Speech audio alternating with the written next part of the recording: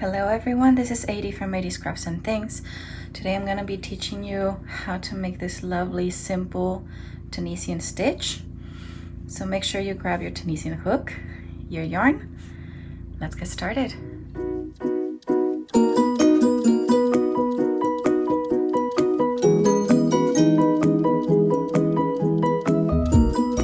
Hi, welcome back. So like I said, we're going to be doing this very pretty Tunisian simple stitch. You can see that it kind of makes these very sweet little vertical lines. Now this is a stitch that I use for this headband and a matching little baby headband with it. I'll post the link on the description if you'd like to purchase this cute little set. But in the meantime, I'm just going to be doing this step-by-step tutorial on how to get this very pretty pattern. So I'll grab my yarn over here. I already have started the first row, the foundation row. There we go. So after you've done your foundation row, as usual, the first stitch won't really count like that. That's stitch number 1. So whenever you look underneath on the row below, that loop on the end, you're not going to worry about it. So we're going to go to the second one. Now on my last Tunisian video, I showed you how to do a full stitch, if I remember right. No, a knit stitch. I showed you how to do the knit stitch, and that one was going through the vertical lines and pulling up a loop this way. Now with the simple stitch, we're actually going to be going only through the front post. So you'll see that each stitch has 2 posts right there, 1 and 2. So we're going to go to the second one, and keeping your hook on the front, we're going to yarn over and pull up a loop. We're going to move to the next one. So again, find where your 2 posts are. You're going to only go under the second loop, yarn over, and pull up a loop.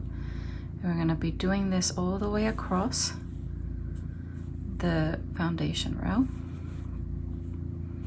Now the nice thing about this one is that you don't need a specific number of stitches. So if you did want to do something like a headband or a scarf even, like you don't have to have a specific number of stitches to get this look. Let me just finish this row. I did about 15 stitches right there.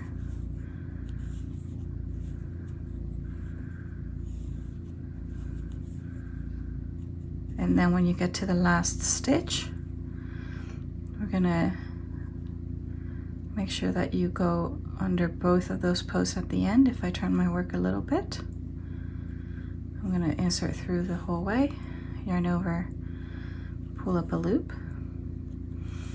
and then your return pass is gonna be the same as usual. So yarn over, pull through 1, and then the rest of the way is gonna be yarn over, pull through 2.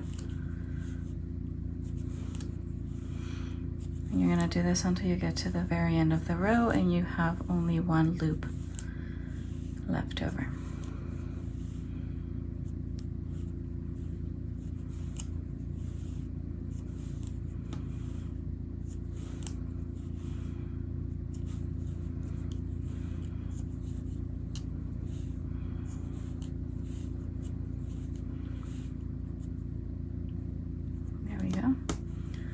So we're going to do 1 more row just so that you can see that effect a little bit better. So again, we don't do anything with that first or that edge stitch. We're going to go to the second one, and we're going to go just through that second loop, keeping your hook forward. So we never send it back, just keep it forward like that.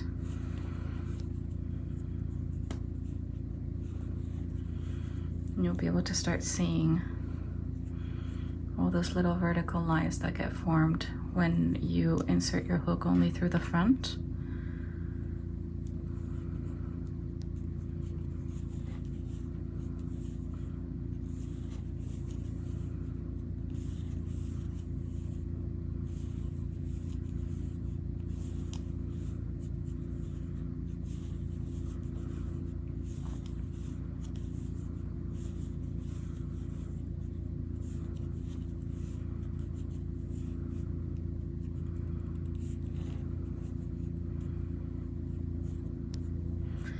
and then you're gonna do your return pass as usual.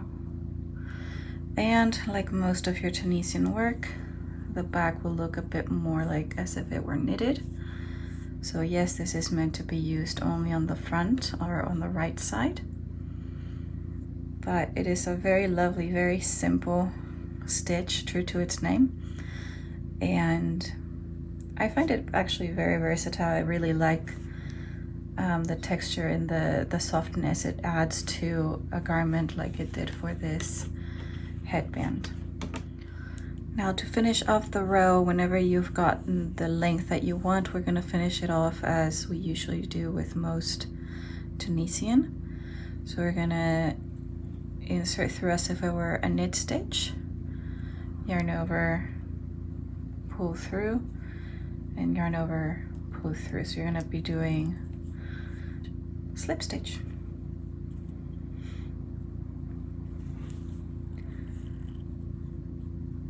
So you're just gonna do slip stitches all the way until you get to the end of the row. And that way you don't have big gaps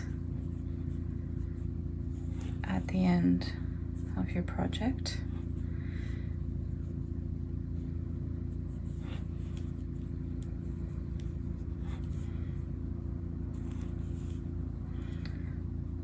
So you'll be able to see a bit of a difference here.